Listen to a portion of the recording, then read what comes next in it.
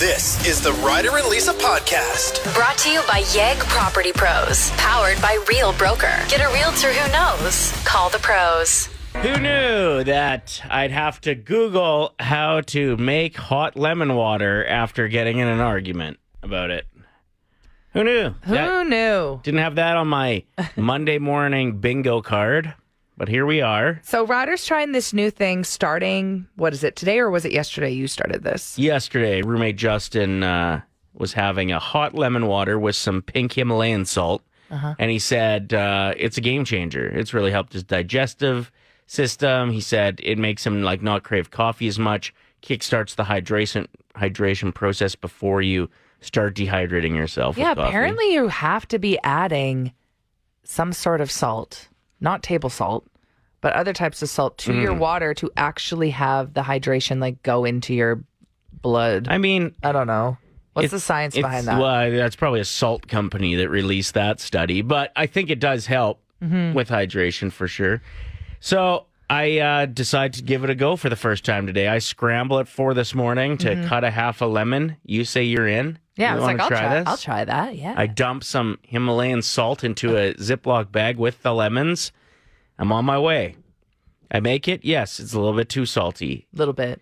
And I didn't squeeze the lemons in. I just let them float. Osmosis.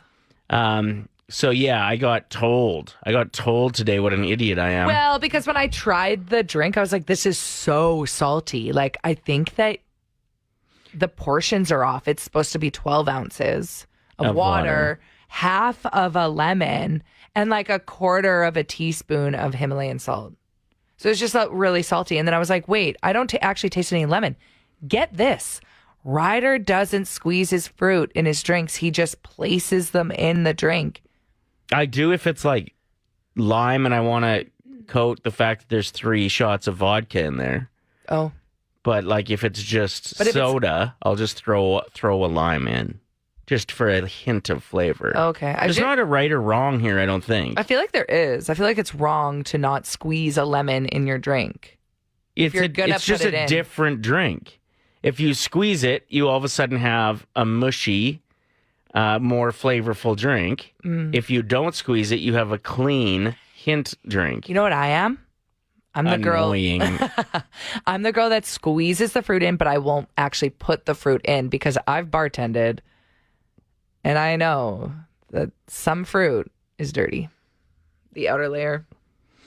You started that you had some serious tea to sip, and then you just... Oh, that was boring. What? Is there mice running around on the limes? Sometimes you drop a lime on the ground. And you don't wash it before you put it back in? You wash it, but do you trust that people wash it properly? I don't know. You didn't wash it. That's what you're telling us. So you're not saying that... There was one time that I maybe didn't. Pubs are nasty. You're saying you were a bad bartender, I think. No, I think I what was you actually just quite good admitted. at it. Okay, not washing the limes. Pass it on. If anybody got sick from the years 2009 to 2013, it's because Lisa was your bartender. So how do you work with your drink fruit? Because Shannon's passionate on the text line saying you gotta squeeze those fruits and squeeze them real good. But I don't like squeezing them to the point where the seeds fall in. So you're doing a light misting, and somehow it's so much better than my just dropping it in? Come on. Yeah, your drink it tasted like a salt lick. But look at how hydrated I look. I know, we look so good. We're glowing.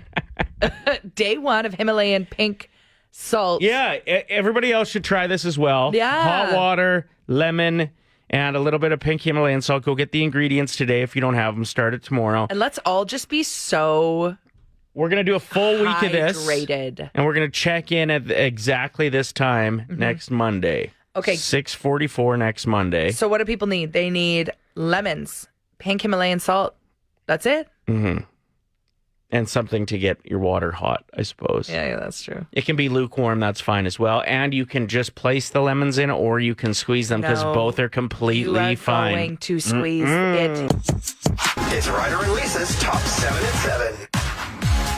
So for more context, if anybody wants the video sent directly to their phone, it's a video that Ryder posted on his social media that all of a sudden went viral over the weekend, and people are coming for me in the comments. So we're counting down the top 7 mean comments about me. Yeah, well, if you want it, I would say the top 7 observations about your attitude in the video is more accurate. Okay. A couple of them are coming at you pretty good, though. Yeah, that's fine. Here's what happens in the video. I'll just give you a little play-by-play. I went to a read-in week at a school in Mill Woods and read to some elementary school students and talk about the importance of reading. I do it every year. And, well, humble brag. And one of the kids gave me like a craft that he had made. It was like one of those snowflakes that you cut out, you fold the paper, cut it, and then unfold it, and it's a snowflake. And so I got you to hold the camera and showed you this snowflake that I got. I was very proud of it in that moment. In that moment, I didn't understand what was happening because you didn't say anything. Yeah, I just showed you and then waited for a reaction, and this is what unfolded. Oh, wow. You made that? No, I didn't make it. I got it as a gift for reading to some grade 5 and 6 students today. Okay, well, you could have started with that. You're giving vibes like you're showing off the art project you did. Showing you how fulfilling it is to participate in Read-In Week. Okay, well, use your words. Why are you just staring at me with that? I wasn't just staring. You were staring. It's very nice. Bet you wish you had one. So that was it. I feel like you were sassy first in the video. If anybody wants the video sent directly to their phone, text in right now. Funny, a lot of people aren't saying that. The thing is, they watch this video, and I think they assume we're an old married couple. Yes, they don't know anything about us. Majority of the commenters they don't even live in Canada because they're confused why you said grade 5 and 6 instead of kids. 5th and 6th grade, yeah. 5th and 6th graders is what most people say across North America. Not us. Not us. So I have the top 7 comments of what people thought of your sass and what they think of you in general. At number 7, we've got delete her. So many red flag emojis in the comment section. At number 6, she's so jealous you can hear it. At number 5, this chick needs an exorcism. Bad vibes all around. Okay, that is a bit extreme. Come on. I like the comments that are like, why does this bro have so many pockets on his shirt? And I was responding with, that's where he keeps the rest of his art projects. At number 4, for comments of what people thought about Lisa in that video, she sounded like a knobhead. Oh. I don't know what that means. At number 3, wow, she totally ruined your moment. Then after she ruined it, she stomped in the mud. This was a precious gift that you should frame, and every time you look at it, you can be proud and also be reminded what a terrible woman you're with. Are these people for real? Can I be honest about something? I think that they think I'm like just a very simple person in the video. So then why would I be talking? Yeah, because like the amount of... you don't actually... tell me anything. You're just staring at me with this art project. And I have this abundance of joy about the art project that screams like... I made this. Yeah. So I think people get defensive for me. Well, as if they don't know us. They don't know the way we chirp each other. And that's why I was responding to some people like, do not fall for his puppy eyes. Mm-hmm. You don't know. You do not know, Ryder. At number 2 for the top 7 things people thought about Lisa in the video that went viral this weekend. Let me guess. She also doesn't understand when you find a stick you like. Valid point. That's actually true. Mm-hmm. There found was a that really one cool stick. And it was in the house for 6 months. It was awesome. Had just the right amount of buoyancy. At number 1, this interaction makes me miss my ex-wife. That's got to be sarcasm. Top notch. If you would like to see the video we're talking about, we'll send you the link. Maybe let us know if you want the TikTok link or the Instagram link, depending on what you have on your phone. And you got to go through the comments yourself because it is a roller coaster. Sure is. big old clock change shook down yesterday, 2 a.m. Mm-hmm. And I think parents and pet owners probably noticed the most. The rest of us were just like... Yeah, like loving that extra hour, if you can even get it. Like, I'm already getting texts from my girlfriends with toddlers being like, my kids had me up at 4 a.m. this morning. Like, dogs are pawing at you in the morning like, we going to eat, or yeah, we going to do this, or... Well, even this morning... 3 a.m. The dogs are like, yo, know you're late. You're late for work. You better get up. Get up, guys. Awesome. It's so true. And just know if you're overtired, even though we gained an hour, you're not alone. It is a hard thing to remember which way it goes. Sometimes it gets confusing. We got a little confused. This morning we got confused. This morning we were talking about like if you'd be late or early for work if you got up at the same time. And like you would be early for work. You got the extra hour to sleep if you wanted it. Also, does everyone else's brain stop working when you're trying to change the time in your car? You're like, how do I do this again? Yeah. Me, every true. single time. The only time that this one sucks, because like in the fall, it's awesome. That extra hour of sleep, I'll take that every time. But is at like 4 p.m. for your average 9 to 5er, or, for somebody who works till, let's say, 7 p.m.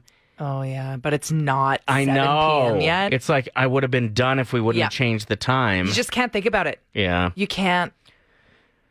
There is a little tip that I have to remember if the clock goes ahead or back. It's stupid. Okay, but it helps. It resonates with me. So it's spring forward, baby got back.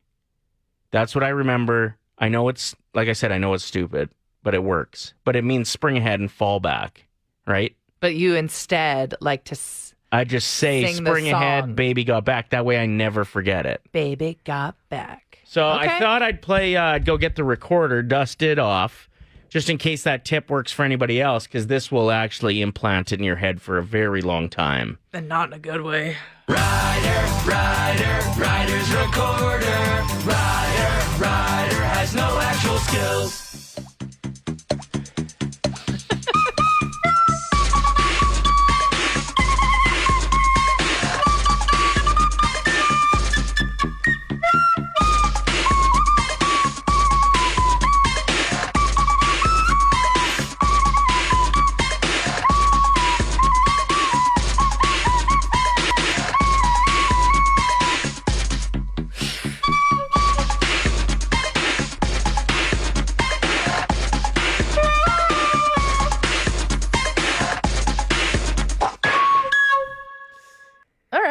So that wasn't my best work. I'm not used to having this much sleep. 5 simple words, $1,000. It's Ryder and Lisa's 1K wordplay. Brought to you by Out of Bounds Restaurant. We are joined by Kalina, caller 7, ready to win $1,000. Kalina, you're 15 years old. What does a 15-year-old buy these days? Yeah, with $1,000. If they had $1,000. I don't know. Yeah. Probably some music. Yeah. Spotify. I love that. Okay. Subscribe to Spotify. You could just listen to us instead. Or you could get your mom a nice Christmas gift. I know she's in the car with you. Hi, Caroline. Okay. All right. We're probably taking up some of your time getting to school. So let's do this. Let's win some money this morning. Ryder, break down how the 1K wordplay works for those that are perhaps listening for the first time. You're going to choose a teammate, either Lisa or myself. I feel like we're on like a 2-week run of me getting chosen. So Lisa's starting to make her words tougher, just a heads up. Anyway, that teammate will leave the room, not be able to hear round 1. We're going to give you 5 words. You tell us the first word that comes to mind for each. We'll invite your teammate back in. They'll play the same game, not knowing any of your words or answers. For every one that matches, $25. Hit them all. It's 1,000. Kalina, who is your teammate this morning? I like Lisa's words, but I think my words match more with Ryder, so I'm going to go with Ryder. Ooh. Wait, we're both having a brain fart. So I think you chose me as the teammate, right? Yeah. We both just stared at each other, like pointing at the door. Who's leaving? Okay, let's do this. Gonna wait till he's completely out of the room. I will start your 25-second timer after I say the first word. Good luck. What comes to mind? You're welcome. What comes to mind when I say plaid? Shirt. Jingle. Bell. Candle. Flame. Sugar. Candy. Purse. Bag. Great answers. Oh my goodness, I'm so excited. You still had 10 seconds left on the clock. Oh, wow. That's a lot of time. Yay, that was so good. Okay, Ryder, are you in the zone on a Monday morning? Let's go. You got an extra hour of sleep. Yeah, good point. You've got this. What comes to mind when I say plaid? Shirt. $25. Yay. Yay. I am Scottish, so that was tough because that wasn't the first word, but I want you to win some money today. Yeah. Next. Jingle. Bells. $50. Yay. Sugar. Sugar. I'm going to say sweet. Candy. No, it's okay. We're not done. We got 2 more words. What comes to mind when I say candle? Wax. Flame. And last but not least, you got $50. Let's try to send you to school with 75. What comes to mind when I say purse? Bag. Yes, 75 Yeah. bucks. Yeah. You did so good. Thank you so much for playing Ryder and Lisa's 1K wordplay. You have bragging rights at Thank school you. now. What is the smartest thing your pet has ever done? Because it's wild sometimes when you see them do something and you're like, oh my. Like, some of it is instinctual.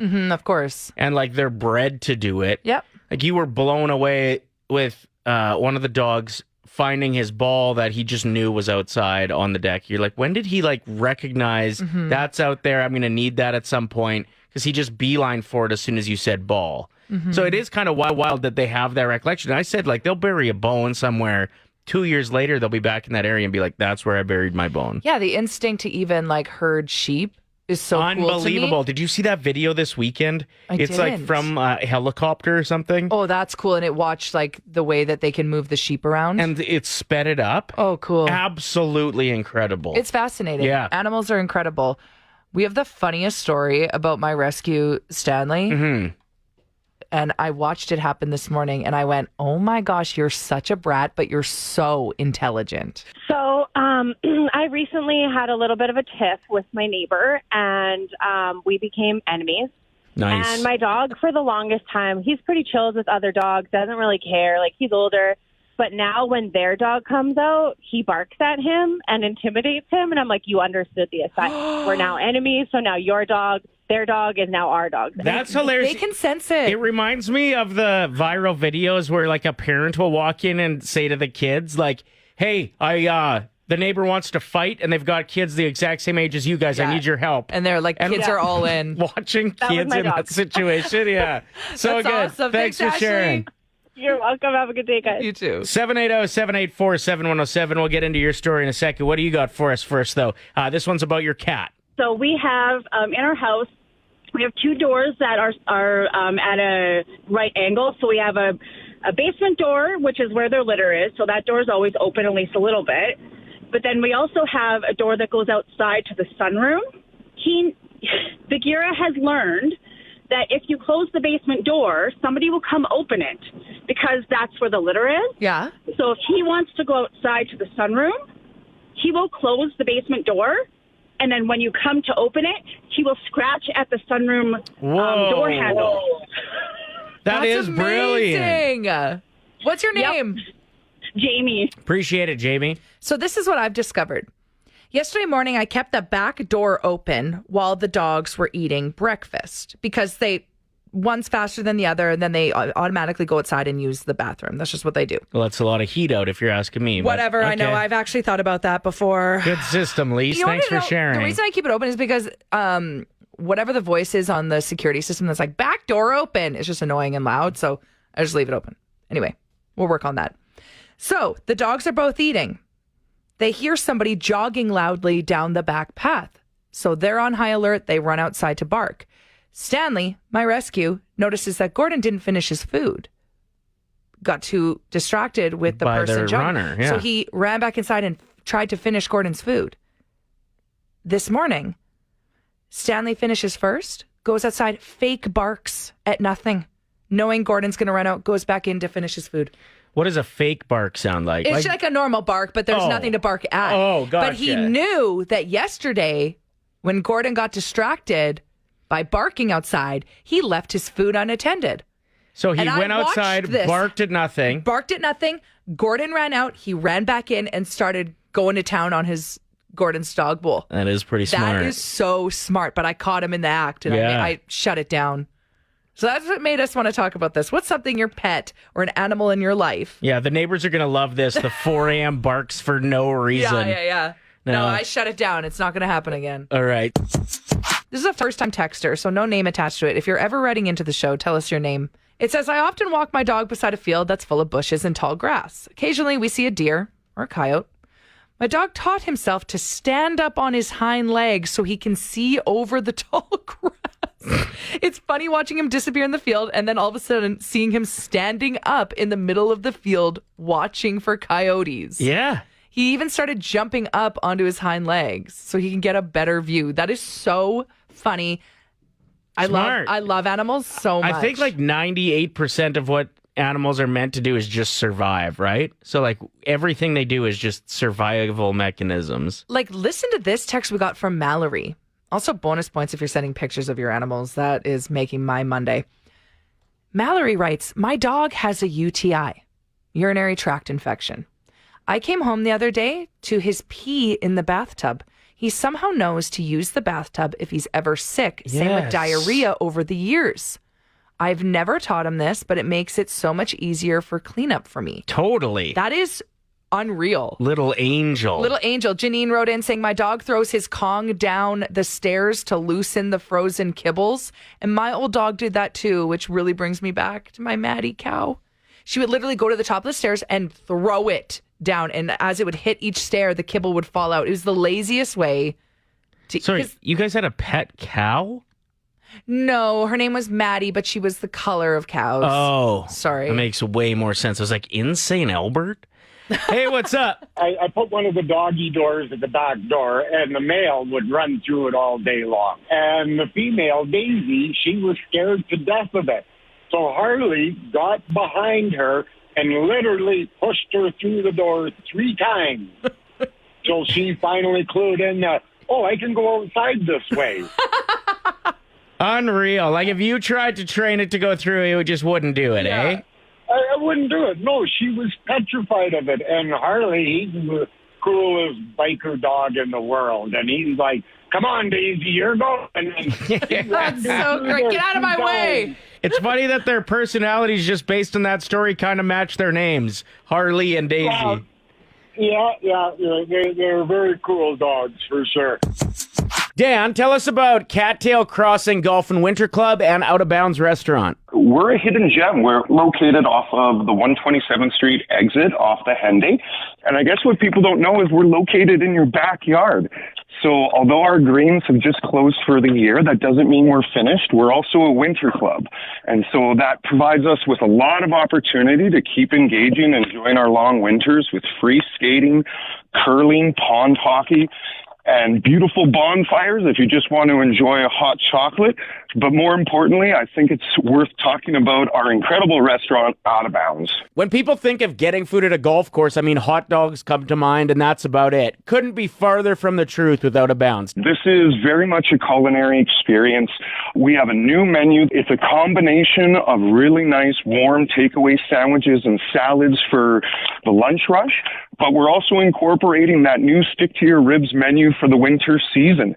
So we've got a tremendous amount of carnivore options, as well as we're very focused on the vegetarian menu.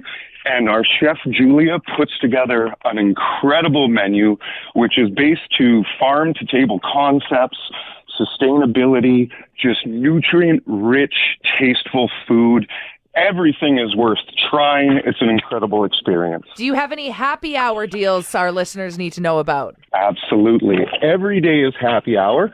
So we'll be open through the winter season, Wednesday to Sunday, opening up at 11 o'clock. And happy hour takes place from 4 to 6 p.m. And we offer 50% off all of our appetizers. Dang. Like, actually, the way you were breaking down the food, I'm drooling. Like, Yeah, I'm I'm so hungry. hungry. I'm telling you, I'm a carnivore, but Chef Julia puts together such an incredible menu. You have to try everything. Sunday brunch, if you're a Benny fan, if you're a French toast fan, if you're an egg and traditional breakfast fan, you have to come and try the Sunday brunch. It's unreal. The space that you guys have out there is really beautiful as well, and could be perfect for a Christmas party, office functions, weddings, and you guys do it all, hey? Absolutely. So from concept to service execution, we have an incredible events coordinator. Her name is Brandy. She will take you from start to finish on anything that you're thinking about celebrating or enjoying. And so our clubhouse holds a tremendous amount of people, including we can also just engineer something for a little bit more private and unique if you're looking for more of a small venue format as well. Where can people find you online, Dan, to learn more? You can always find us on www.cattailcrossing.ca.